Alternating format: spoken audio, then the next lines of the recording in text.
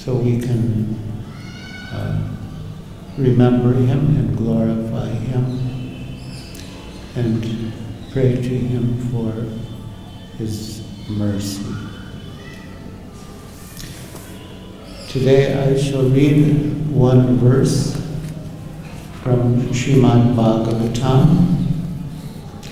Canto 4, Chapter 24, chanting the song sung by Lord Shiva. Text 30. Om Namo Bhagavate Vasudevaya. Om Namo Bhagavate Vasudevaya. Om Namo Bhagavate Vasudevaya. Om Namo Bhagavate Vasudevaya. Om Namo Bhagavate Vasudevaya. Om Namo Bhagavate Vasudevaya. Please repeat. Atha Bhagavata Yuyam Priya Sta Bhagavan Yatha Na Mat Bhagavatanam Cha Prayan Anya Asti Karichit Atha Bhagavata Yuyam Priyasta Bhagavan Yatha Namad Bhagavatanam Cha Prayan Anyostikari Chit Atha Bhagavata Yuyam Priyasta Bhagavan Yatha Namad Bhagavatanam Cha Prayan Anyostikari Chit.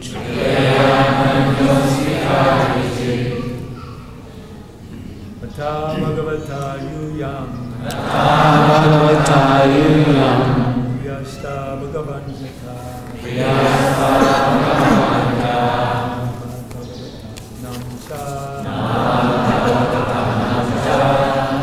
Anyostikari Chit.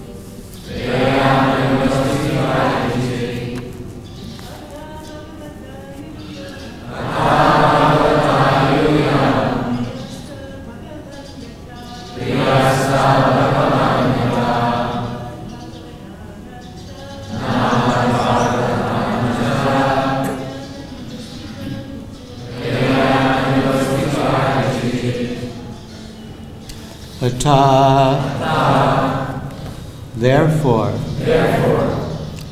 Bhagavata, devotees, Yuyam, all of you,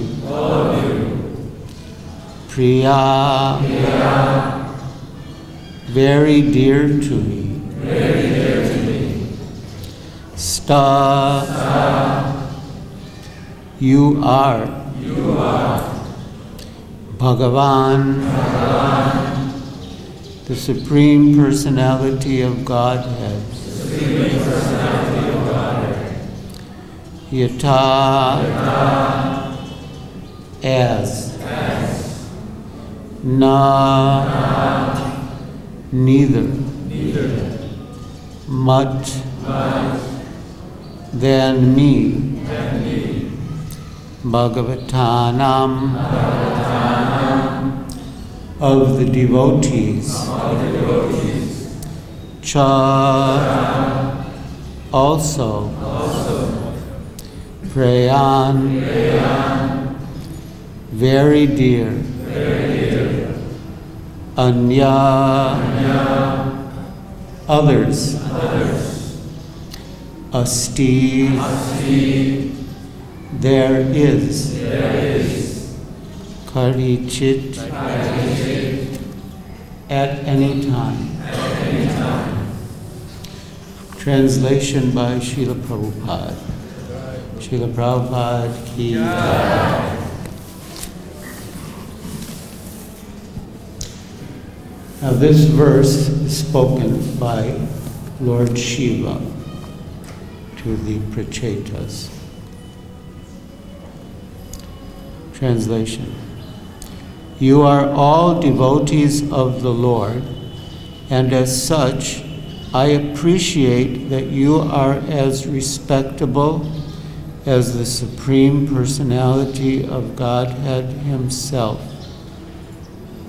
I know in this way that the devotees also respect me, and that I am dear to them. Thus, no one can be as dear to the devotees as I am. Please repeat. You are all devotees of the Lord. And as such, I appreciate that you are as respectable as the Supreme Personality of Godhead Himself.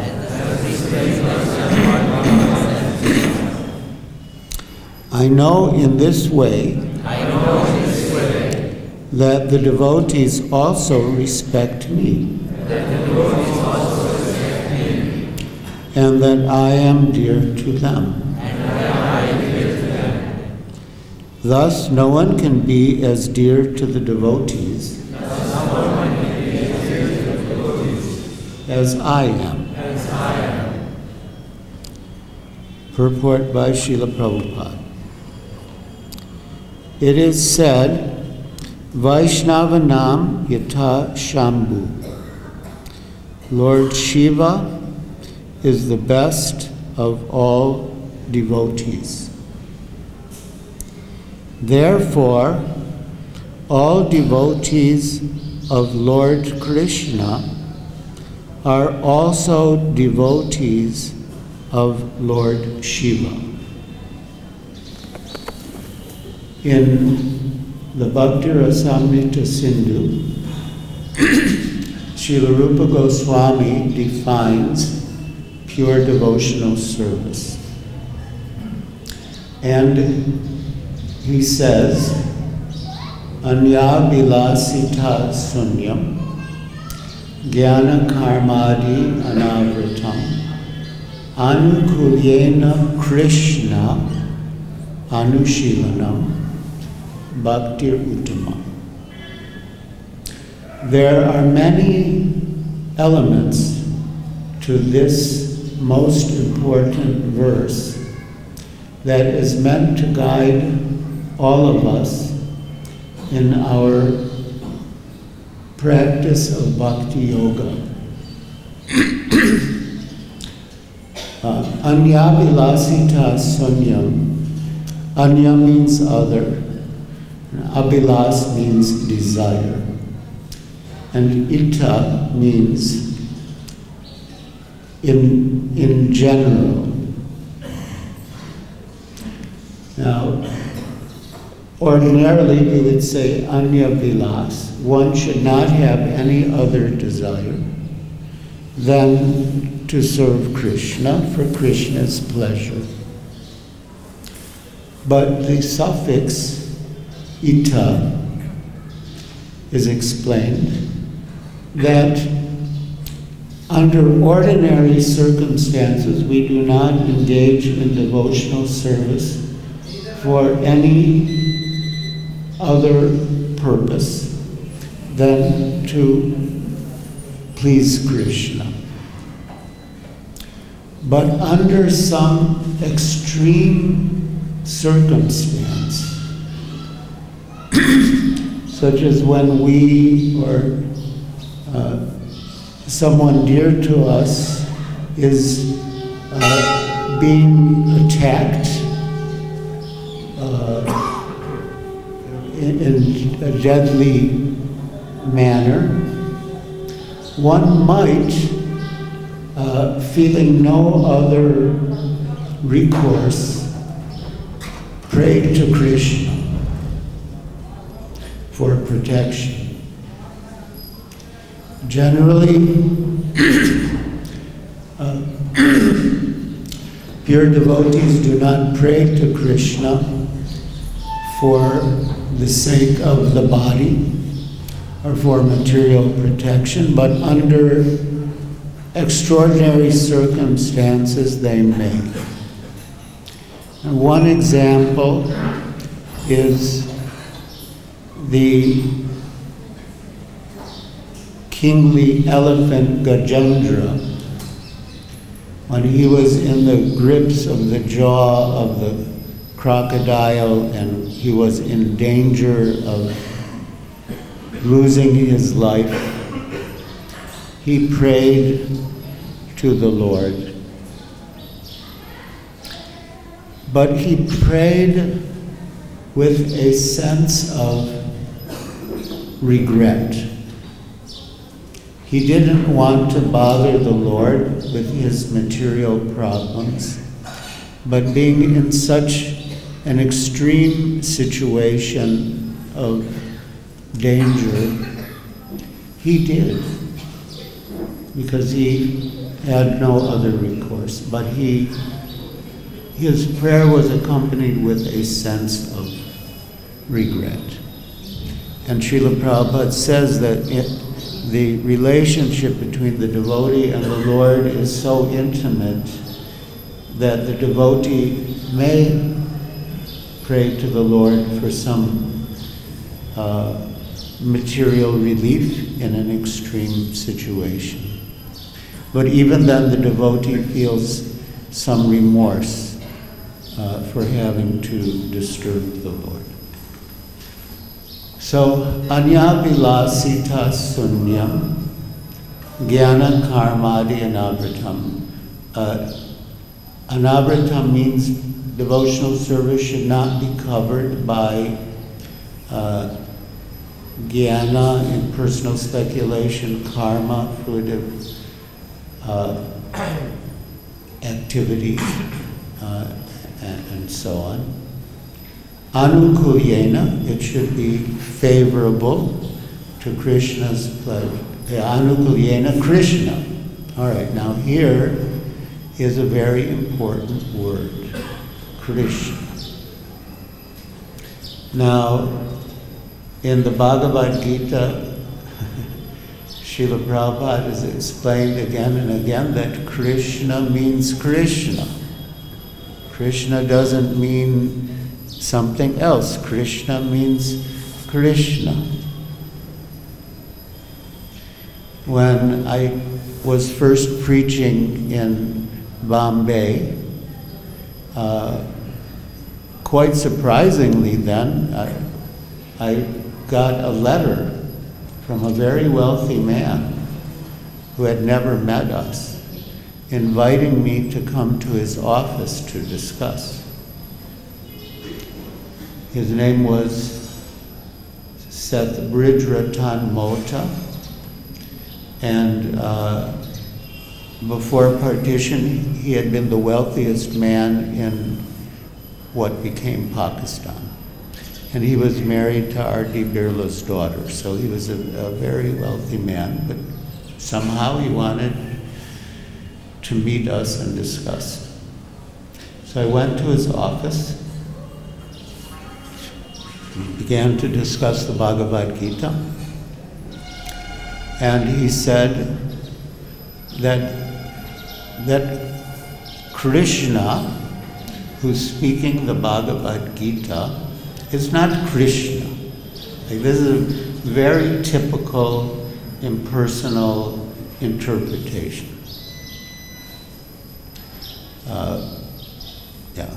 Krishna is not Krishna.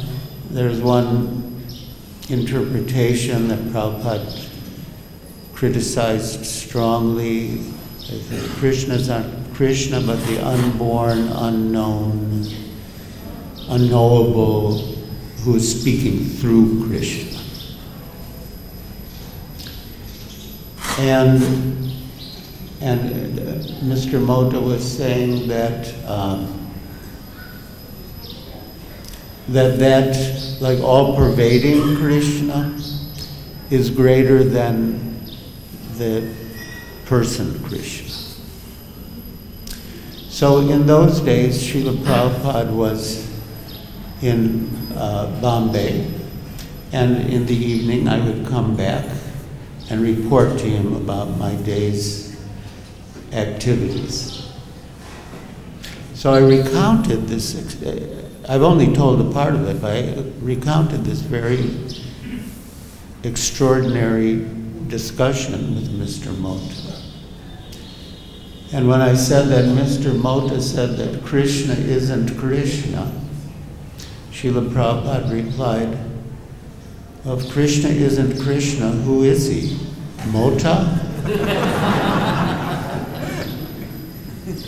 And then when I told him that that Mr. Mota had said that like all-pervading Krishna is greater than the person Krishna, he said, you should ask Mr. Mota, what is more valuable to you?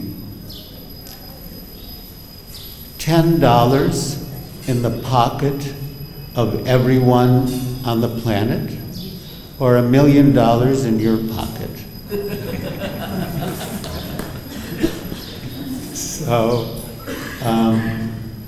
So yeah, but anyway, so yes, so it is our fundamental principle of hermeneutics that Krishna means Krishna. But in the commentaries on the Bhakti Rasamrita Sindhu, Srila Jiva Goswami and Srila Vishwanath Chakravarti Thakur and Srila Prabhupada explain that Krishna does not mean Krishna alone. It means Krishna, but not Krishna alone. Krishna in this context means Krishna and his plenary expansions and his pure devotees. They're all included. And they give the example that when we refer to the king automatically includes his form, his paraphernalia, his entourage. If we say that the king is coming, it includes more than just that individual single person. So here, Srila Prabhupada is invoking that principle by saying that because Lord Shiva is a devotee of Krishna, therefore every devotee of Krishna is also a devotee of Lord Shiva. Because Krishna doesn't mean Krishna alone, but Krishna includes Krishna and his various expansions, plenary portions, and his pure devotees. In Vrindavan, where are we today? In Vrindavan, there is Lord Shiva's temple called Gopishwar. The gopis used to worship not only Lord Shiva, but Katyayani, or Durga, as well. But their aim was to attain the favor of Lord Krishna.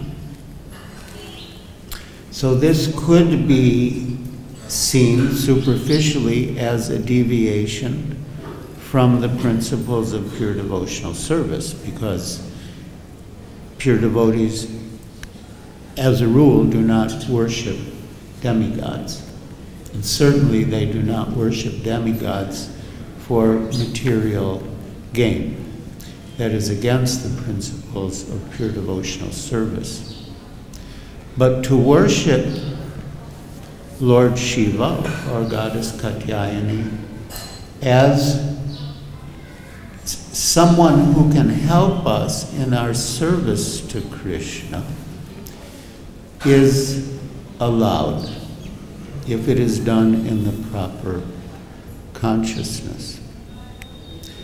But we also should be careful that people do not misunderstand us and see, oh, you know, the Hare Krishna devotees are worshiping Lord Shiva, or the ISKCON devotees are worshiping demigods, so it's okay. Because we always have to be conscious of our positions as representatives of Srila Prabhupada and the Parampara. But internally, one can worship Lord Shiva for the sake of achieving one's desired service to Krishna.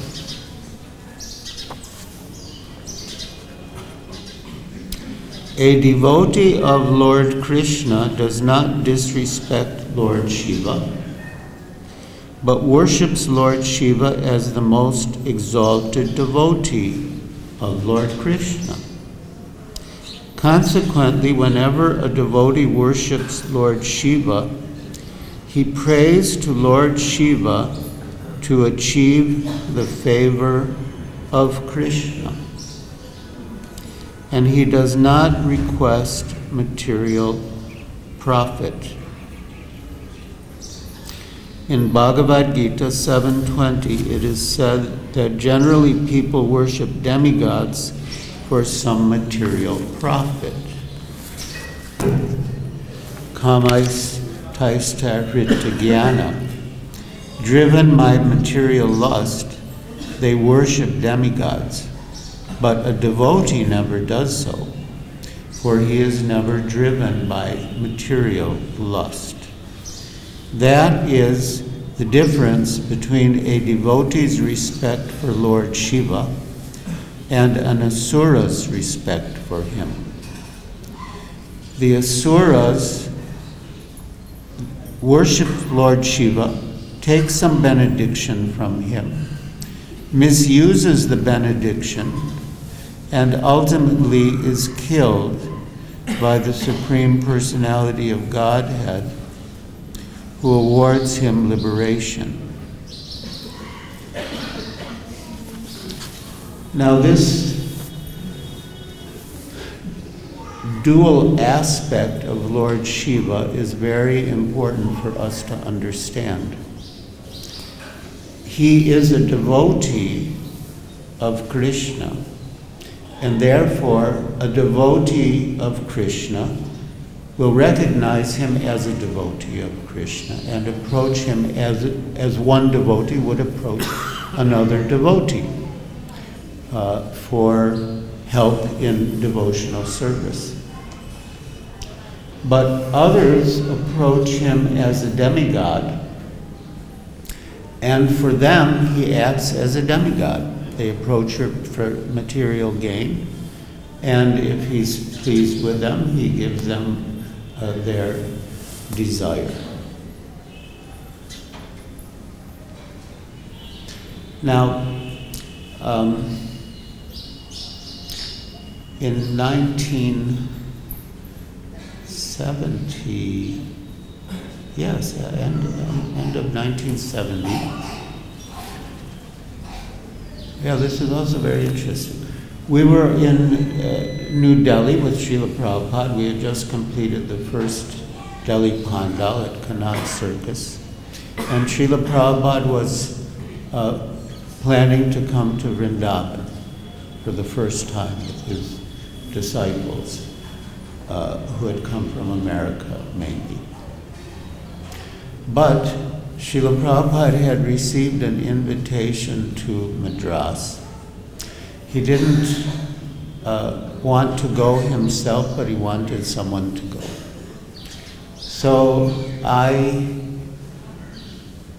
had by then gotten the idea that the secret of success in spiritual life is to please the spiritual master, so I agreed to go. And so a small party went to Madras. And I was preaching as I had heard Srila Prabhupada preach, and not only in person, but as he preaches in his books. But in the course of meeting people, I was told there's a very pious man named Mr. Ramakrishna, and I should meet him. He'll be happy to know about you. So I met him. He readily agreed to meet us. And I was preaching in the usual way, and he became argumentative, and he was saying, actually, Krishna is not supreme, but Shiva is supreme. So, I gave my evidence, but he wasn't hearing, and he was a very volatile type of person, and he was like getting angry. He was like getting red in the face, getting angry, and like shouting, and I was shouting back at him, and the whole thing was like turning into an explosion. So, anyway, I tried to, sort of patch things up a little at the end, but overall it was a very heavy confrontation without any reconciliation. So again, meeting people, and then again hearing, oh, have you met Mr. Ramakrishna? He's such a pious man. He'll like what you're doing. And I kept hearing it again and again. So then I thought, well, maybe I can try it again, but do it differently. But I didn't know how he would respond, but I phoned him and he immediately agreed. Because I imagine he was also, oh, have you met the Hare Krishna devotees? They're doing wonderful work. We really like them. So I met him, and we were both being careful not to get into any big arguments. But again, I feel he provoked me. Maybe he feels I provoked him. Who is supreme, Krishna or Shiva? So we were both trying to remain cool, but it was getting hotter. And, but neither of us wanted it to end the way it did the last time. So, but it was heating up, and I knew if it kept going, he wouldn't be able to control himself, and then I would also reciprocate in kind. And then suddenly, like I was praying like what to do, suddenly I got the answer. I said, Mr. Ramakrishna, I'm just a student. I'm not really fit to discuss with you, but my teacher, Srila Prabhupada, will be coming to Madras in a few weeks, so I think it's better you discuss with him. And that was like the perfect answer, because we avoided the argument, and he got to meet Srila Prabhupada. So Srila Prabhupada came, and you know, Mr. Ramakrishna said, I've been having discussions with your disciple, and, you know, he's been saying that Krishna is supreme, and I've been saying that Shiva is supreme. And Srila Prabhupada very skillfully and expertly avoided that question.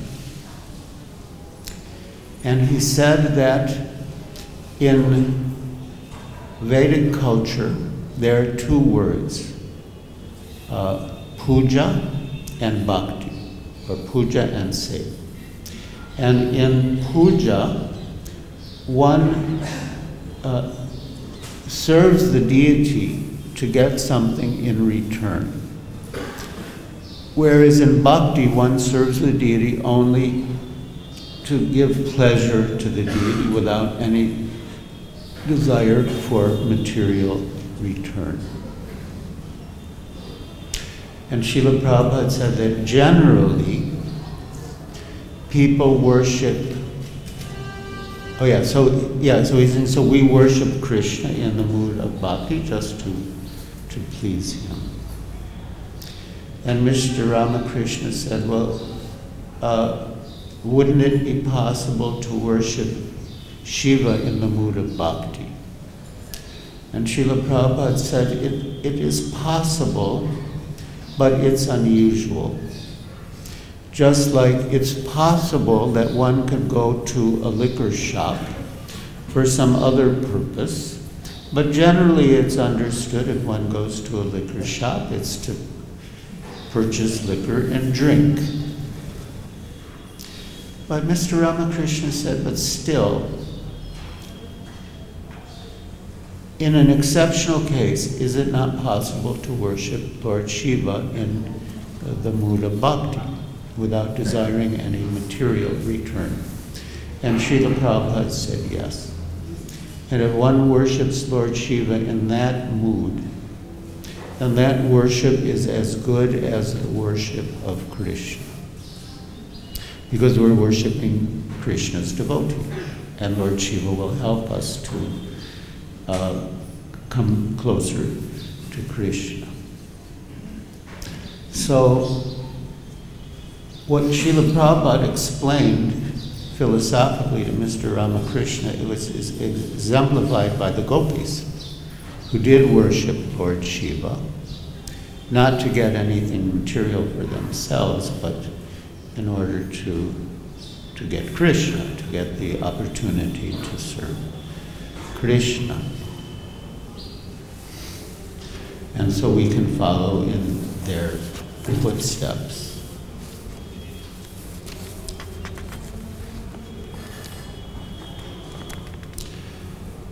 Because Lord Shiva is a great devotee of the Supreme Personality of Godhead, he loves all the devotees of the Supreme Lord. Did you hear that? Because he's a great devotee, he loves all the other devotees. So we think we're great devotees. Of course, great devotees don't think they're great devotees. But if we want to think we're great devotees, we have to see whether we love all the devotees. And usually, one can love all the devotees only if he's humble. Then as possible. Otherwise, if he thinks I'm a great devotee, then I'll think, oh, they're less than me, unworthy of me, worthy only of serving me and glorifying me. But, because Lord Shiva is a great devotee of the Supreme Personality of Godhead, he loves all the devotees of the Supreme Lord. Lord Shiva told the Prachetas that because they were devotees of the Lord, he loved them very much. Lord Shiva was not kind and merciful only to the Prachetas. Anyone who is a devotee of the Supreme Personality of Godhead is very dear to Lord Shiva. Not only are the devotees dear to Lord Shiva, but he respects them as much as he respects the Supreme Personality of Godhead.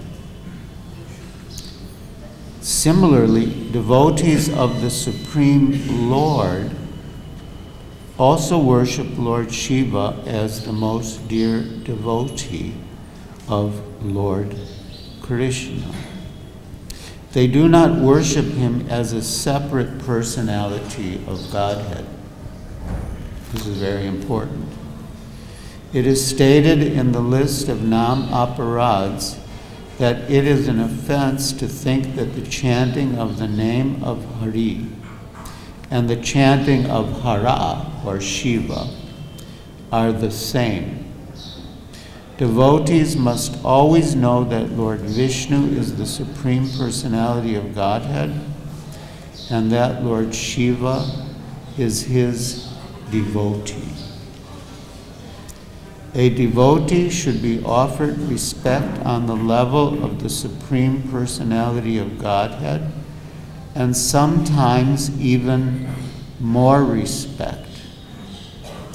Indeed, Lord Rama, the personality of Godhead himself, sometimes worshipped Lord Shiva. Now,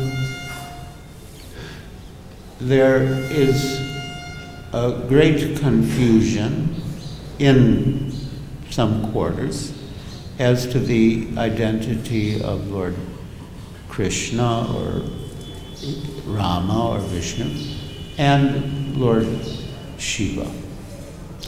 And it is an offense, namaparad, to consider the names of demigods such as Lord Brahma and Lord Shiva to be equal to or independent of the name of Lord Vishnu. And so people need to be educated in, Sambandha Gyan when they are engaged in kirtan. For the kirtan to have the real benefit, it should be done as Rupa Goswami describes,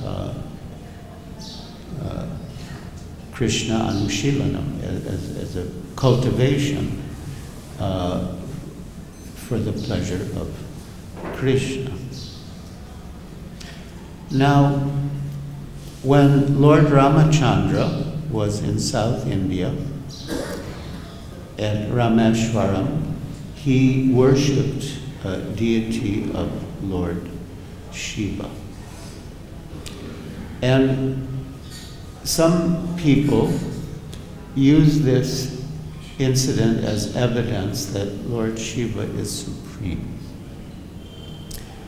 And they say that because Rama was going to kill Ravana, who was a devotee of Shiva, that Ram went to take permission from Lord Shiva before killing Ravana.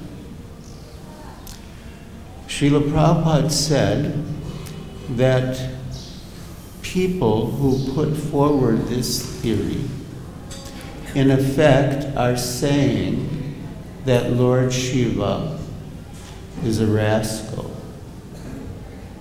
That Lord Ram said, can I have permission to kill your devotee? Oh, yes. Yeah, you can kill my devotee, no problem.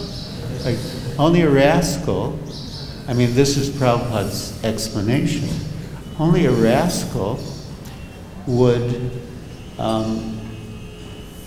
just dismiss someone who's his devotee to be killed by someone else. The fact is that Krishna mare rakhe ke, Krishna rakhe mare ke, that when Krishna decides to kill someone, no one can save him. And when Krishna decides to save someone, no one can kill him. So, during the fighting, Parvati approached her husband, Lord Shiva, that Ravana is your devotee and he's in trouble. You should do something to protect him. And Lord Shiva replied that when Lord Ramachandra, the Supreme Personality of Godhead, wants to kill him, what can I do? So it's not that he gave permission, but he did not have the power. He did not have the power.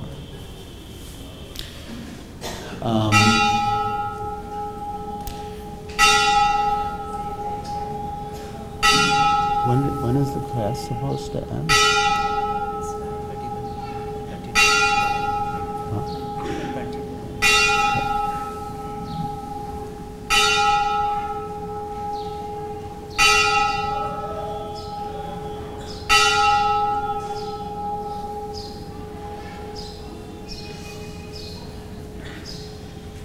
So,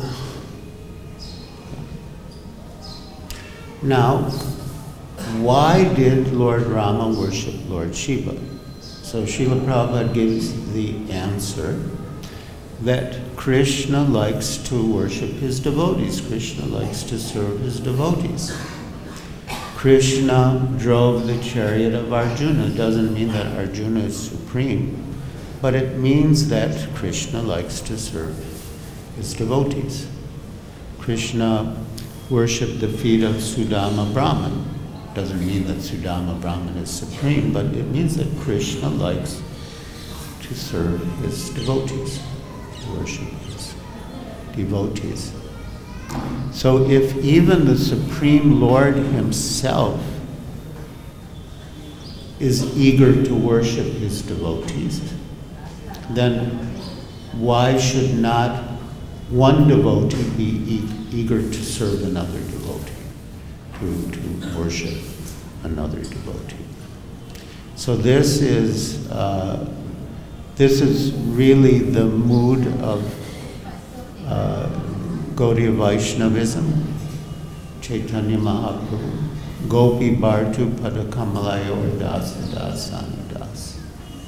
I'm not a Brahman, I'm not a Kshatriya, I'm not a Vaishya, I'm not a Shudra, I'm not a Brahmachari, I'm not a Grihastha, I'm not a Vanaprastha, I'm not a sannyasi.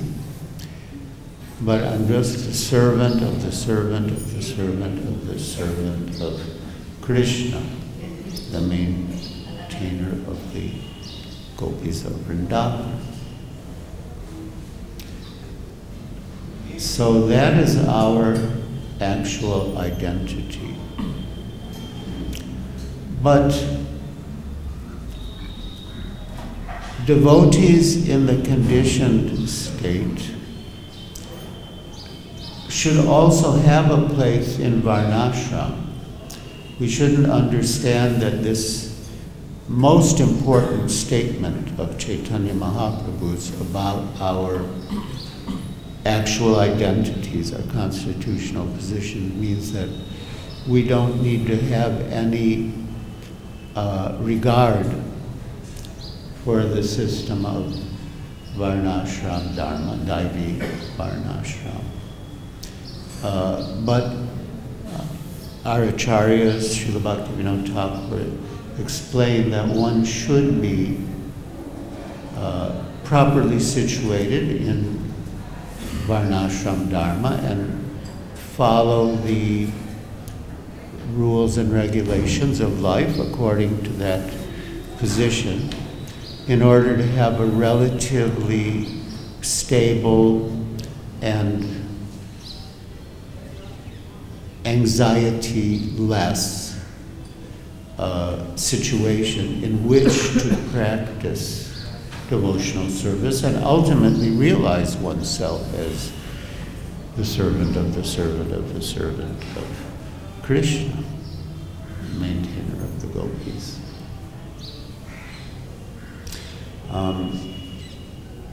Now, coming back to the idea of the example that we set, when Srila Prabhupada came to Madras, a wealthy man had a deity installation in his home. It was quite a, pretty big deity room. And he invited a lot of, the elite of Madras, religious figures and also cultural figures, business figures, professionals, and there were a number of devotees with Srila Prabhupada, but the room was small. Not that small, but it was too small for all of us to fit in. So we were on the outside, sort of looking in, and the deity room was quite crowded, and there was a Shiva Linga. The main deity was the Shiva Linga.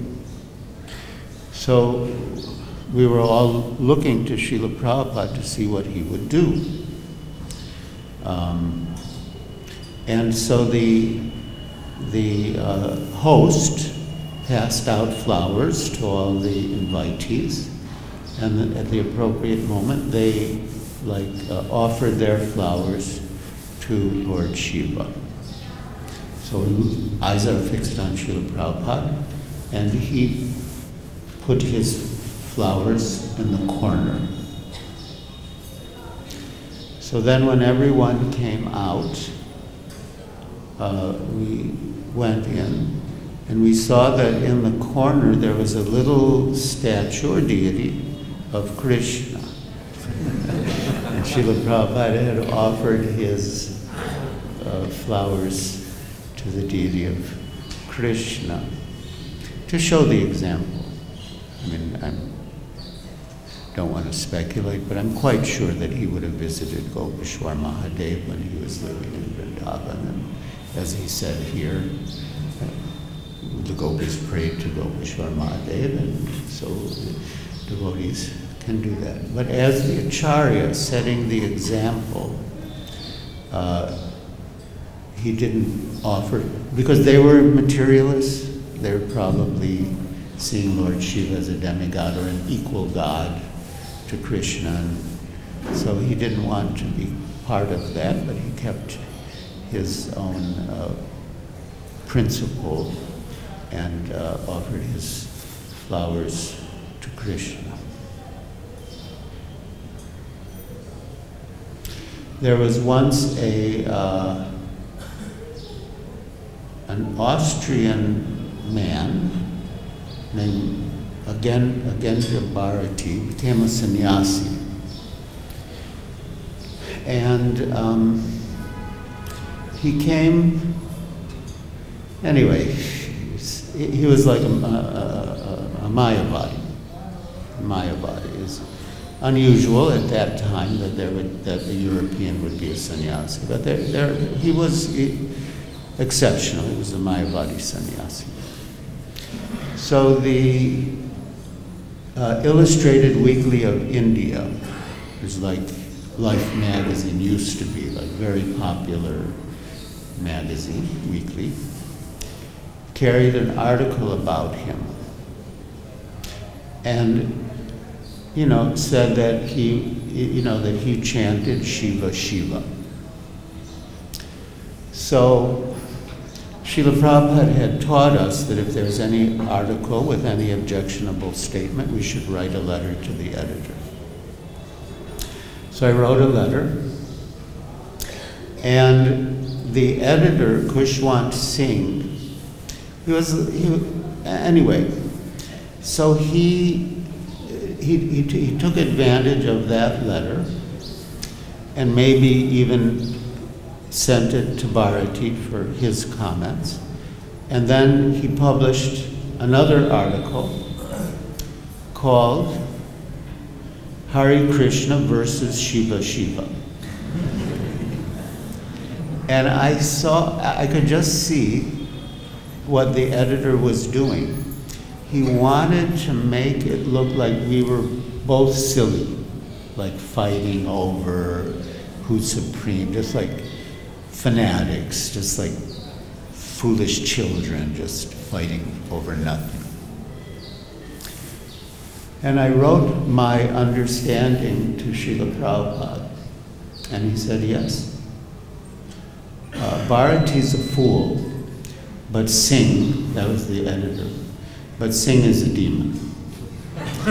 So he could really see very clearly who was who and what was what. So, of course, there's so much to say about Lord Shiva, and then so much to say about Srila Prabhupada, and so much to say about Lord Shiva and Madras. But I think we'll end now and see if there are any questions or comments. This is a very important topic. Yes, Anubhata Prabhu. Hare Krishna Maharaj, thank you very much for your... Is there a traveling microphone?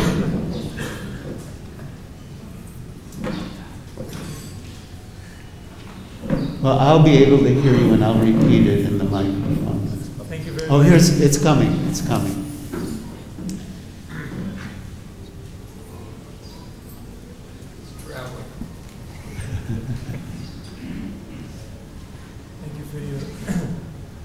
Thank you for your wonderful class and for wonderful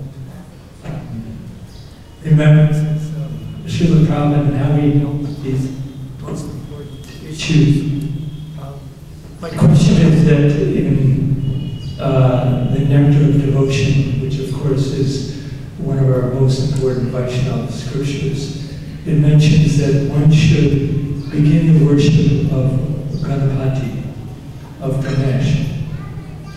And as he, in his meditation on Lord Vrindavan, his function is he removes the obstacles on the path of service.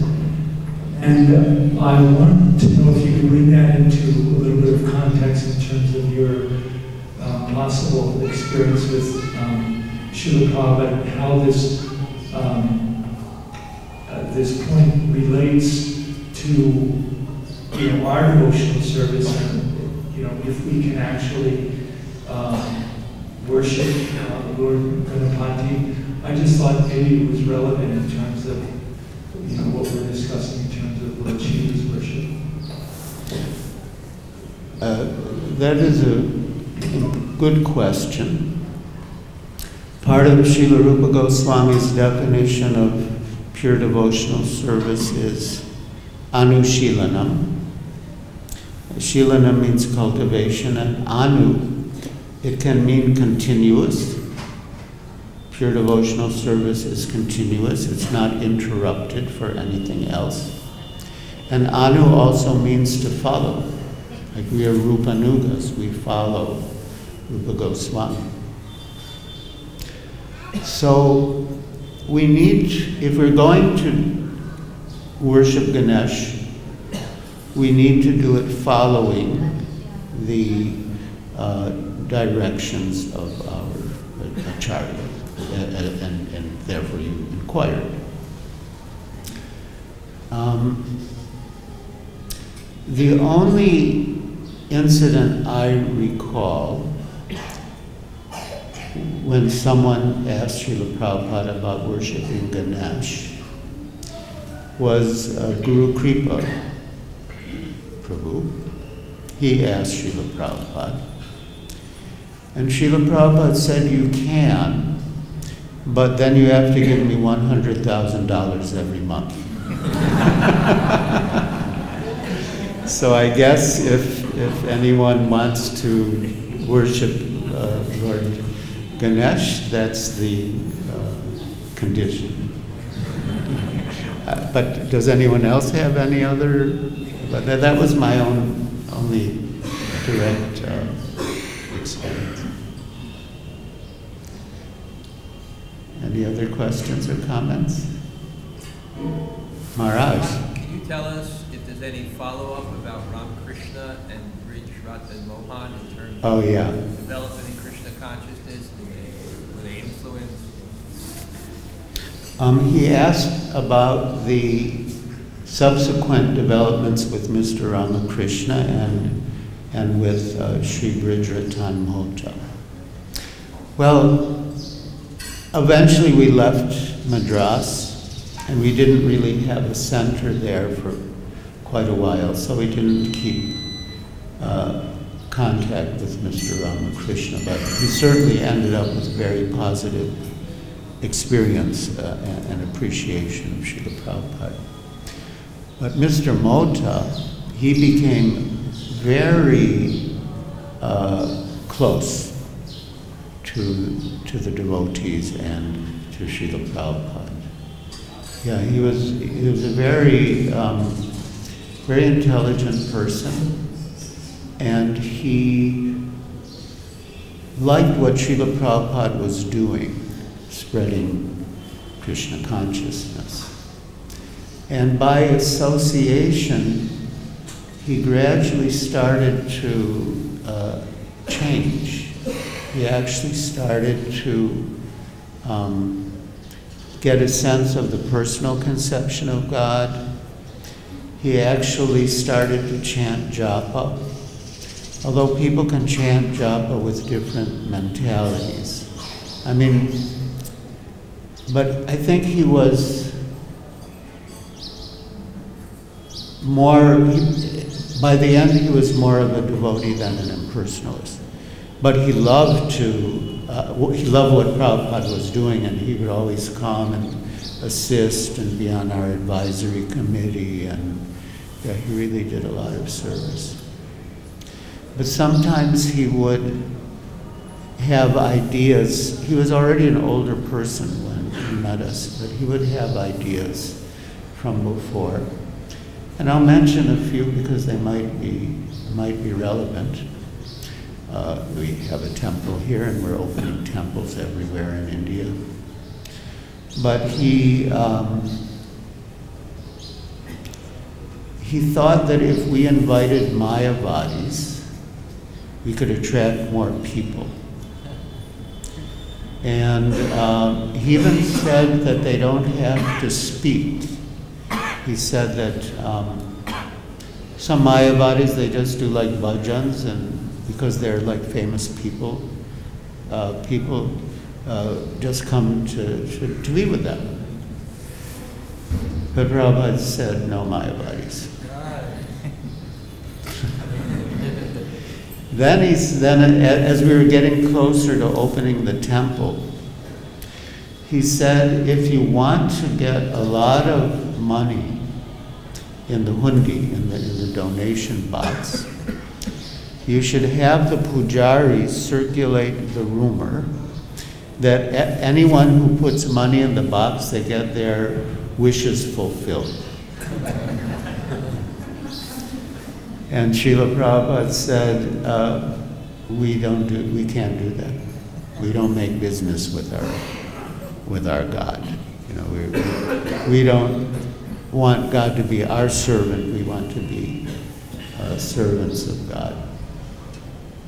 But Mr. Motus, some of his suggestions were really very good.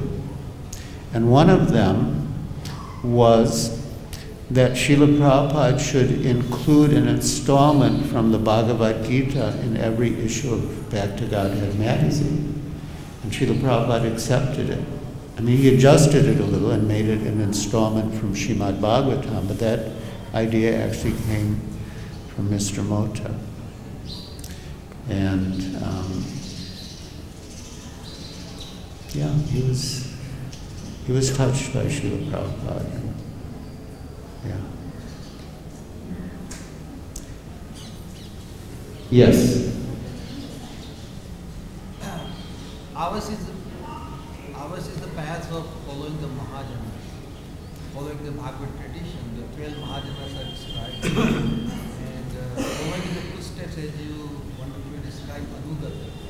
So we follow, concentrate on the instructions given by the Mahajanas, our Gurudev and Guru. So we don't emphasize what they did, but we emphasize what they preached or what they told the instructions.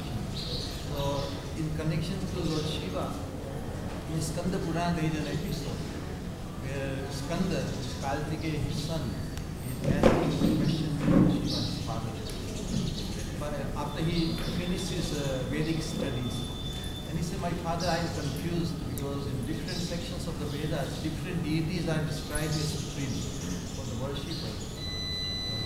What should I do?" And Lord Shiva became very happy. He said, "My son, you have asked me a wonderful question." So the answer is that whatever is in confirmation with Srimad Bhagavatam is the ultimate truth, and which does not agree with Srimad Bhagavatam. It is a truth, but it can be circumstantial.